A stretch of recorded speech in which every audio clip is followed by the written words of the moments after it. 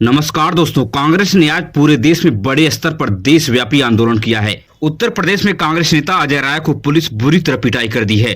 पेट से लेकर हाथ पर चोट के निशान आए हैं। कांग्रेस लगातार भारतीय जनता पार्टी को भारत अमेरिका ट्रेड डील पर घेर रही है। संसद में काम नहीं चला तो कांग्रेस के बड़े नेता आज उत्तर प्रदेश, हरियाणा, राजस्थान, उत्तराखंड समेत देश के कई राज्यों में धरना दिया, जिसमें देश के बुनियादी सवालों पर जोर दिया गया। भारतीय जनता पार्टी मनरेगा कानून को खत्म करना चाहती है। बेरोजगारी, किसानों के मुद्दे को लेकर कांग्रेस सड़कों पर संघर्ष कर रही है। मगर उत्तर प्रदेश और उत्तराखंड में बड़े स्तर पर कांग्रेस नेताओं की गिरफ्तारी हुई है और कई नेताओं पर धरना प्रदर्शन में चोटें आई हैं।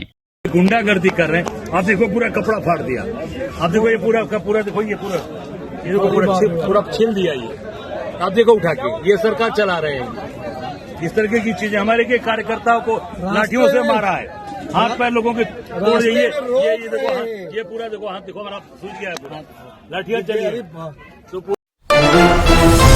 वहीं उत्तर प्रदेश से बड़ी खबर सामने आ रही है, जिस खबर को देखने के बाद योगी आदित्यनाथ की टेंशन बढ़ने वाली है। योगी आदित्यनाथ के दाहिने और बाएं खड़े होने वाले दोनों deputy chief minister Keshav Prasad Maurya और ब्रजेश पाठक शंकराचार्य और मुक्तेश्वरानंद का समर्थन कर दिया है। ब्रजेश पाठक ने शंकराचार्य का समर्थन करते हुए कहा कि जिसने शंकराचार्य का अपमान किया है, चोटी खींचकर बटकों की पिटाई की है, उसको पाप लगेगा, उसको भगवान कभी माफ नहीं करेगा, उसको दंड मिलकर ही रहेगा। क्या शंकराचार्य जी नहीं, पूज्य शंकराचार्य जी के चरणों में प्रणाम है। वो बढ़िया स्नान करें, उनसे प्रार्थना है और यह विषय का समापन करें, ऐसे आग्रह है। ब्रजेश पाठक के इस बयान के बाद योगी आदित्यनाथ पूरी तरह से अकेले पड़ गए हैं, क्योंकि इसके पहले केशव प्रसाद मौर्य ही शंकराचार्य मुक्तेश्वरानंद का समर्थन किए थे, लेकिन आज ब्रजेश पाठक भी खुलकर शंकराचार्य के समर्थन में आ गए हैं। यह लड़ाई लखनऊ से दिल्ली तक पहुंच गई है। उत्तर प्रदेश के राजनीतिक विश्लेषकों का मानना है कि योगी आदित्यनाथ को कमजोर करने के लिए इस प्रकार से दिल्ली से योगी आदित्यनाथ को घेरने का काम किया जा रहा है। अब योगी आदित्यनाथ कहीं लगता है कि नशे में है। कुछ लोगों ने बताया है कि महाराज जी आप बुरा मत मानिए, वो गांजा पीते हैं। मगर योगी आदित्यनाथ अपने ईगो से समझौता नहीं किए, बल्कि एक कदम आगे बढ़कर योगी आदित्यनाथ ने तथाकथित धर्मद्रोही कालनेमी तक की संज्ञा शंकराचार्य को दे डाले। अगर कोई राष्ट्रीय स्वाभिमान को चुनौती देता है तो हमें खुल करके उसके सामने आकर के खड़ा हो जाना चाहिए। धर्म के खिलाफ आचरण करता है, क्योंकि ऐसे तमाम कालनेमी होंगे जो धर्म की आड़ में सनातन धर्म को कमजोर करने की साजिश रच रहे होंगे। शंकराचार्य भी योगी आदित्यनाथ की पूरी कुंडली खोलने में कोई कोर कसर नहीं छोड़ रहे हैं। लगातार शंकराचार्य योगी आदित्यनाथ पर हमलावर हैं। वीडियो पे वीडियो जारी होती रहती है। शंकराचार्य गोरखपुर के मठ से लेकर लखनऊ के कानून व्यवस्था पर बड़े सवाल खड़ा करते हुए नजर आ रहे हैं। राजा राज छोड़ करके जोगी बन सकता है, लेकिन जोगी पलट करके राजा नहीं बन सकता है। मूत्र कर दे और फिर उसी को फिर से पेट में डाले, जैसे कोई थूक दे उसको फिर से चाटे, वैसे ही राजपाट छोड़ करके व्यक्ति योगी बनता है।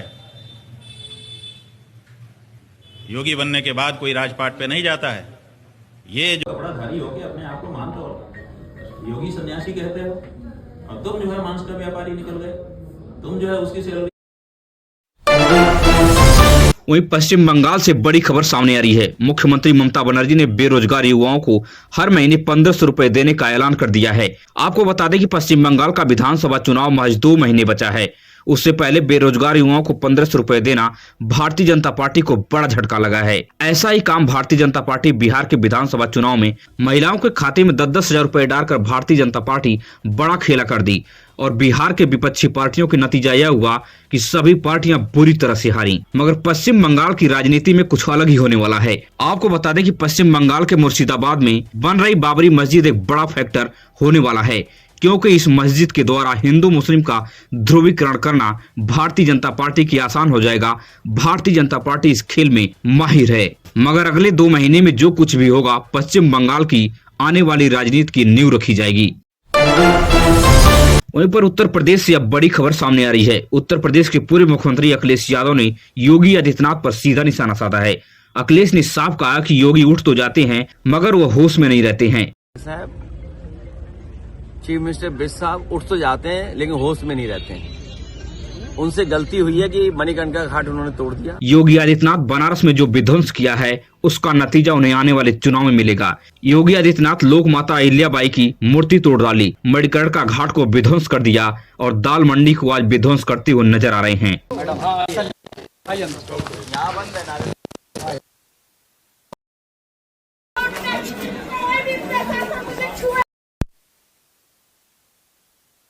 हम लोगों की रोजी रोटी की व्यवस्था कर दो। बहुत परेशान है, बहुत वहीं पर यूजीसी कानून को लेकर पूरे देश में बड़े पैमाने पर आंदोलन हो रहे हैं। सवर्ण समाज अलग आंदोलन कर रहा है और बहुजन समाज अलग आंदोलन कर रहा है। इसी को लेकर दिल्ली यूनिवर्सिटी में कई वीडियो जारी हुई थी जहां पे मार पिटाई की गई थी। इसी मुद्दे को लेकर आरजेडी के तेज तर्रार प्रवक्ता प्रियंका भारती ने एक कार्यक्रम में जातिवादियों पर सीधा हमला किया है। प्रियंका भारती ने साफ कहा कि ये जातिवादी हमारे पूर्वजों के शोषण का आज मजाक बना रहे हैं। तुम्हें पानी कब से नहीं मिला है, तुम पानी कब के नहीं पियो, इस प्रकार की वीडियो जारी की जा रही है।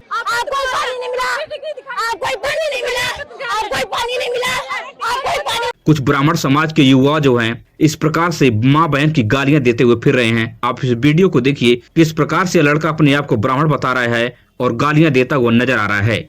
ब्राह्मणवाद से छुटकारा, आरएसएस से छुटकारा, हिंदू नेता से छुटकारा, बीजेपी से छुटकारा। तुम्हारी दिया ना कि इस लोकेशन पे, इस कॉलेज पे हम धरना प्रदर्शन कर रहे हैं। मगर दिल्ली यूनिवर्सिटी के घटना को जातिवादियों ने ब्राह्मण समाज से जोड़ दिया। पूर्वजों के जो स्ट्रगल्स है, जो तकलीफें हैं, उनका मजाक बनाया जा रहा है। जो पिछड़ा, अति पिछड़ा, दलित, आदिवासी अकलियत अपना अधिकार मांग रहा है, उनको गोली मारने की बात इसी देश में की जा रही है। वहीं पर रुचि तिवारी की एक वीडियो सामने आ रही है। रुचि तिवारी इस वीडियो में रोती हुई दिख रही हैं और कह रही हैं कि हमें जान से मारने की धमकी दी जा रही है। हमारे सोशल मीडिया अकाउंट पर थ्रेड आ रहे हैं। इधर की वीडियो उधर काट के जोड़ के मेरे ऊपर जो फेक एलिगेशंस लग रहे हैं, मेरा मनोबल टूट रहा है। मुझे बाहर निकलने में डर लग रहा है। मुझे रेप थ्रेट्स आ रहे हैं। मुझे सोशल मीडिया पर मारने की धमकी दी जा रही है। मुझे आपको क्या लगता है कि यूजीसी कानून पर सरकार क्यों सही स्टैंड नहीं ले पा रही है? क्यों भारतीय जनता पार्टी आग लगाकर चुप्पी साध ली है? इसका कोई समाधान निकाल नहीं पा रही है। अपनी राय को कमेंट बॉक्स में साझा करें। अगर आप भी देश और दुनिया से बड़ी खबरें देखने में दिलचस्पी रखते हैं तो हमारे इस चैनल को सब्सक्राइब कीजिए। वीडियो अपने दोस्तों रिश्तेदारों तक शेयर कीजिए। मिलेंगे इस तरह से नई वीडियो में नई सूचना के साथ। धन्यवाद।